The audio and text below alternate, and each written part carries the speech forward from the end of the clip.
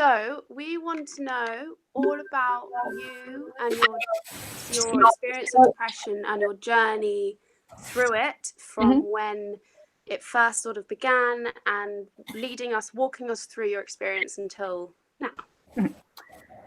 So I've struggled, I guess, on and off with depression for a long time.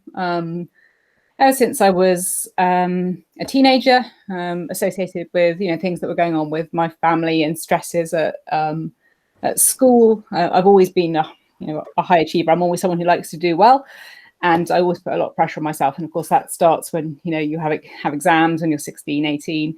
And I've had like spikes of it at other times of pressure when I've been doing university finals, combined with difficult personal circumstances. But I guess it's been over the last 5 to 6 years where it's really been something which I felt is crippled my life. It has been a major intervention in the way I had to leave my life. And that it had associated kind of social and cultural factors. My marriage was breaking down at the time, and that certainly didn't help.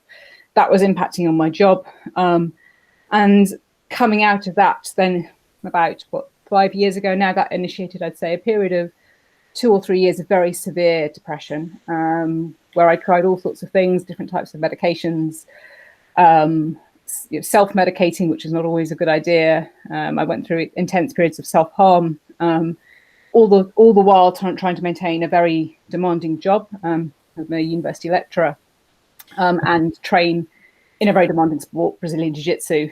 So that kind of combination of personal circumstance and difficult relationships combined with all the pressures of having to do well. I mean, now I feel I'm a lot better. I feel over the last 2 years, I guess I've kind of feel like I've come out the other side, but I'm always very conscious that it's something which is there, that it can come back. I don't think I'm not going to be depressed again. I think it will happen. It's just a case of severity and of how I deal with this. And I think I have tools now to help deal with that. But I think it's if you suffer with it, it's something I think you're conscious always of and afraid of coming back as well. And how do you deal with it? Like what do you do? I think the most important thing is to have support networks who you can trust. I think the times when my depression has been the worst has been when I've not been able to really or thought that I couldn't trust people with it. And I was wrong about that, because people who are your good friends, your family, will always be there for you. They will, no matter how badly they've seen you down or whatever you've done, they'll be there for you. But when you can't trust that, I think that's when it's very, very bad. So now I've learned that I need to talk to someone. I also, I am someone who likes to combat stress through doing things. I've always been that kind of person. So that, a form of physical activity. It's why I found jiu-jitsu so helpful, because it is a form of release. I tend to relax by doing things, but I would urge a kind of note of caution on that. I think that you have to trust your body and know when the time is to stop. And I think at times where I've kept pushing through because I thought that people would like me better or would see me better, because despite the depression, I could still achieve. Mm-hmm. I related that to how people saw me. And actually at times it would have been better to say, look, I can't cope. I need to stop, and I need to rest, and I need to recover. Okay, it's an illness like any other. And we wouldn't do it if it was a physical illness. We wouldn't say, yeah, just push on through. So why you would do the same with mental illness, I think is strange to me. So talk to people, know when you have to stop, find what works for you, because I think, I tried a lot of different medications of antidepressants. None of them particularly worked for me. I didn't necessarily feel they help, but they really do for some people. So I don't think there's one size fits all at all for how you deal with it. Did you find that people were you worried that people wouldn't understand then if you explained that was the thing that was like really you were struggling with, or was that something that actually you felt people thought? Was that from you or from them? I think it's a little bit of both. I think I was certainly worried what people thought. There are times where I've been incredibly distraught at work or in the gym, and people have seen it, and I always worried what people thought, and I thought I had to hide it. And I always hated people seeing me like that, because I know it's very distressing for them as well. So a part of that is in my head, because I know that, you know, you guys don't see me any differently. I know my family don't see me any differently. But at the same time, I think there is I don't think that people mean it nastily, but I think there is a kind of a judgment or a lack of understanding over it. They think that you can snap out of it. They think that and this is not true of everyone at all. They think that, you know, you can just get better, or you can, you know, that's not a long-term thing. And I think knowing that some people thought that, I found very, very difficult, because one of the hardest things with depression is I know rationally that I have, you know, I have a very nice life. I have a good job. I have a very supportive family. I have, you know, enough money. I have good friends. And yet I felt awful. And yes, I've been through difficult things. I've been through difficult marriage, very difficult relationships. But objectively, you can look at my life and say, there's nothing for me to be depressed about. And that irrationality, that kind of cognitive dissonance of saying, I know I shouldn't be this sad, but I am. And that is really, really hard. And I think it's hard to get that across to people. You know, and I still worry now. I think, you know, will it affect a future job application? But I don't want to be the person who doesn't speak about it for that reason, because that shouldn't ever affect, you know, what you do in the future. It shouldn't affect the way that someone chooses to hire me or perceives me, or if I'm a good teacher. You know, it doesn't affect my ability to do those things. No, you proved that with your success. I was just wanted to ask, I guess this is personal, but you know, I mean, I understand depression to be, you know, you say it's a low mood, but is it really like, is it sad thoughts? Is it like, or is it just you just feel low? Or, you know, what actually is the experience of it?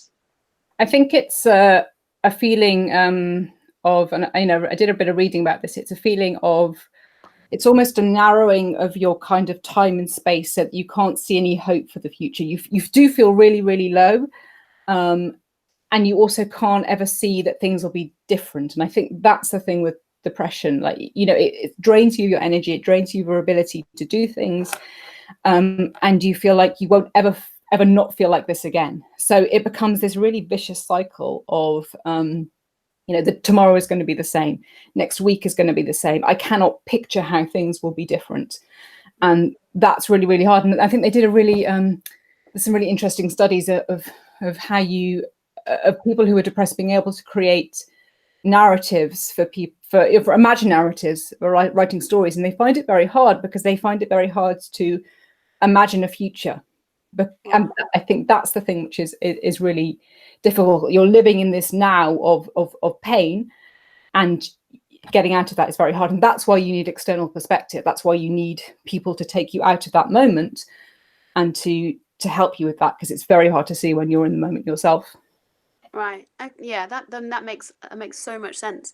So what I have asked you this before, but like what do people around you do that helps you? How can they help you? Because it's not just like, you can't say, oh, I'll fix this, or, you know, I'm going to make you feel better, because it doesn't work like that. And, you know, it's frustrating, because you're like, yes, I know you're trying to be nice, but I just don't know.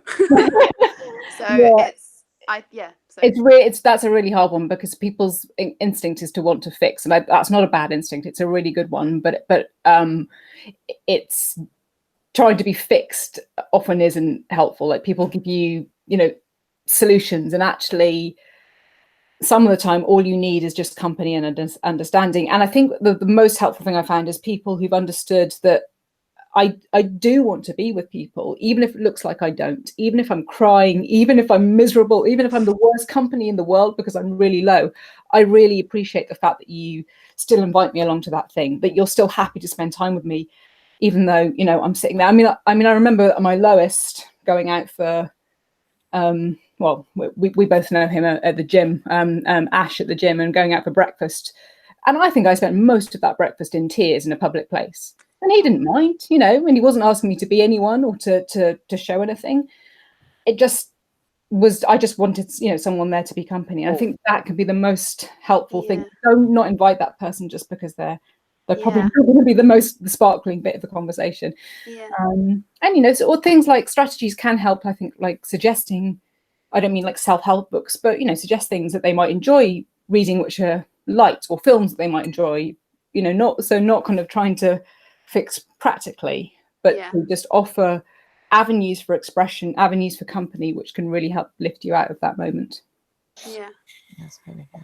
That's very interesting. I mean, I also remember you saying once that I thought it was quite incredible, because you said that even when you were feeling super low, it didn't affect your work.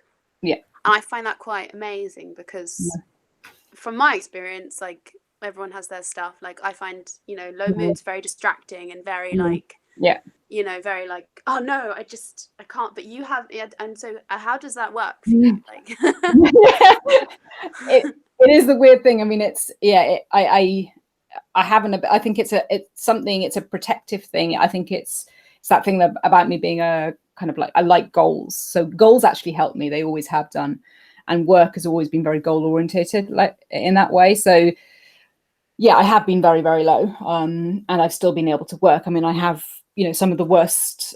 You people can see I have horrible cuts on my arms.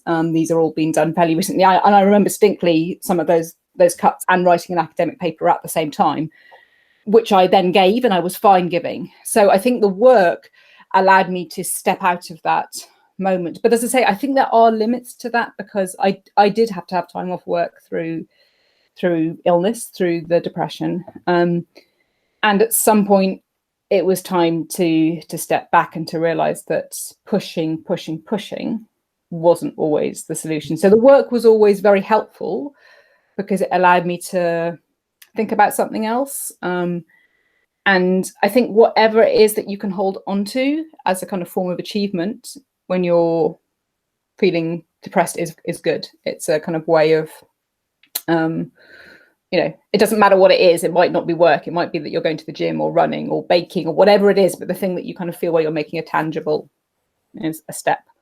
I have a question that links to that. So you're a competitor. You're a really successful competitor. How did you?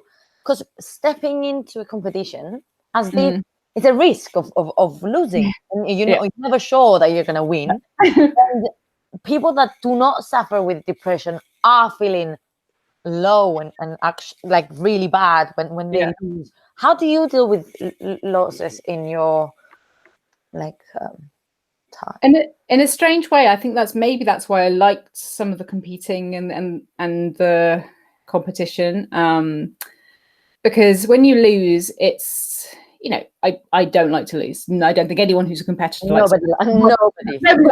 Nobody likes to lose. But there's, I wouldn't get desperately upset about it. I mean, not about the actual loss. There are times I've been very, very low when I've competed, but I'm allowed to feel bad about that loss. It was almost a way of, I wanted to win, of course, but if I did lose in the competition, I was allowed to be low. I was allowed to be, to say, okay, I accept this as a rational reason for being upset. So, like, I don't like to lose, but I've always been able to rationalize that that's the risk of competition. And I don't think there's any time. There are times I would say the pressure of preparing for a competition has not helped me, when I should have been paying attention to my self-care. But I don't think the actual competing itself, I've always been able to deal with those emotions around losing, because that's something you just accept as a competitor. Even the best person in the world at a sport loses. So I found that quite comforting in a way, the kind of the structure of it. I can be happy when I win, I can be sad when I lose, and that's fine. It sort of levels the playing field a bit. It's like, I think there's also a lot of, and I don't think this is just in like depression. I think it's generally, it's like you should feel this way sometimes, and other times you should. And that word "should" is really prescriptive, and it's very it's tricky. I mean, I've been sad when I've lost, when I've won. So I've been sad when you won. Oh yeah, I remember when I won gold at the British Open as a blue belt, and I was really angry because I hadn't won as well as I thought I should. I give you an indication of the pressure I can put myself under sometimes. So exactly, I think that thing of what you should feel is, you know, we all feel actually different things. Yeah. So what at what point did you, because you mentioned that you started to recognize that you shouldn't always push and that you should sort of ease off. Why, how did that like happen, and like why? And so I think it really came to a head say, what was it, 2 years ago or now, or 3 years ago, and whenever 2, I think, but I was out in California. I was competing at the World Championships as a brown belt. I'd done very well in competition that year. I'd medalled at the Pan Ams at brown. I'd won the British Open, the English at the London Winter. But I was really, really low. Like, I was self-harming probably once a week. I was on a mix of different antidepressants. My personal life was a complete mess. My relationships were a mess. And I got out there and I just, I couldn't, I was in tears as I walked onto the mat. I threw the match, you know. I mean, I was fighting a very good fighter, but I lost within a minute, and I had no will to win that match at all. And I was in tears, and not because I'd lost, but I remember speaking to my dad, and I just knew at that point I had to get out. And it was like a crisis point, and I flew up to Vancouver from California, where my brother lives. I'm very lucky to be able to get out that context. And I just realized that whatever it was I was doing, all that pushing, you know, that year I'd got a great job at a new university. I'd done really well in competition. I'd got a book out, and yet I was still like this. And I was like, something has to change. I have to stop thinking that all those external achievements are actually going to fix who I am or fix what's going on. And I need to take some time back, step back, spend some time with the people who know me best, who can help me get through this. And I think ever since that point, I'm not saying since then I've been completely better, but I think that was a real turning point. And the thing I would say, I mean, I was very lucky. I was at a point of, when I hit my point of crisis, I had people around me who'd support me. I have no doubt if I was in a more unfortunate situation, you know, I could have ended up far worse. I mean, in a way, it makes me kind of so, when people are so unsympathetic to maybe to people who have, I don't know, addiction problems, or people who end up being, you know, on the street or whatever it is. You don't have the support networks around you when you hit that crisis point. It's really, really tough. And I was lucky enough to. So the more understanding you can show, if you can see that someone's in that position, just, you know, the better it is. So hopefully I won't get that bad again. So, you know. Yeah. Well, I feel like it feels like you're constantly growing and learning about it as well. So it's like you've got to reach that moment of like realizing that there's something had to change, and you did. And so it feels like something you grow and learn with. So and it's so important coming from you, really. Like, people can listen to your advice, because you are going through this, and you have, like, you know how to deal with it much better than, and how to explain, because I think the other thing I find is that people have misunderstandings about what it is, and they just think that you're sad, like, oh, I was sad yesterday, and it's like, exactly. you know, just, you know, and you know, oh, you just got to get up and go and do stuff, and you're just like, you know, I think that anyone who's had something, whether it's anxiety or insomnia or you know, OCD, something which is unseen, or like fibromyalgia, like all of those different autoimmune diseases which are invisible to the naked eye, but so powerful. People can be so dismissive of, because they are fortunate enough to never have felt those sorts of things before, and you need the empathy, I think, to. You do, and I think it's one of the things that anyone who's had those types of, as you say, whether it's depression or if it's, you know, crippling OCD or crippling anxiety, that you wouldn't wish it on, you know, your worst enemy. You when you feel that low, you would not wish anyone to feel that way. because it's awful. Yeah. And that's I think it's not just sadness, it's not just a moment of panic, a moment of anxiety. It's a long-term kind of emotion you're having to deal with. Yeah, absolutely. Is there a pressure? Is there a pressure to like not talk about this? Do you feel that other people seeing you as a successful person should not know anything else like about? Yeah, I think there is there's a perception. There is still a perception of it being something a weakness, that it's that someone is weak who has it, or that they should be able to kind of like pull themselves out of it, and we don't treat it as an illness in the same way, and that it does jar with the fact that outwardly, if you looked at what I was doing, if you just saw like the surface of me when I was at my lowest, I looked like I was absolutely fine. There are plenty of photos of me where I'm smiling, I look really happy, where I'm achieving things, and the fact that I couldn't express the fact that really wasn't how I felt, it is a problem. And I think it's easier for me as a woman. I mean, it's much harder for men. There's we're allowed to talk about our emotions, and it is very much around kind of male depression and male stress and anxiety. It's even worse. But even so, I think it's still something that people find really hard to talk about.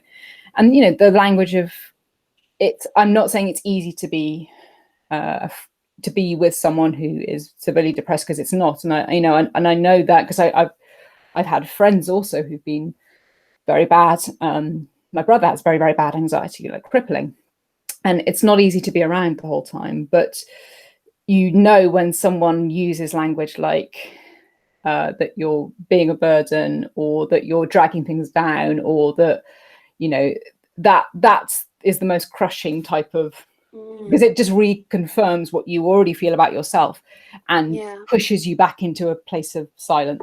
So that is that's that feeling that you can't say that, I think can be really, really tough.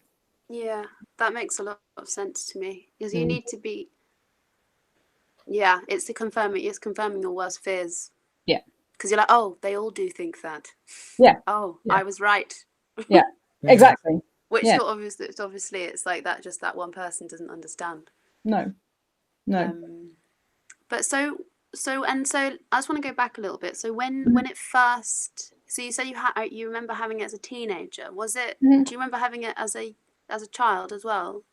I don't remember having it when I was a child. No, I mean, possibly, I just don't remember, and I did, or I mean, I've always been like a slightly individual person, I would say. So never quite been run of the mill. So but I think it particularly hit when I was a teenager. My sister suffered from very, very bad anorexia, and that put all sorts of pressures on our family, and the pressure of school. I loved work at school. I found the social pressures of school much harder, and I think that all started to with the kind of the fact of being 15, being 16, all kind of came to a head.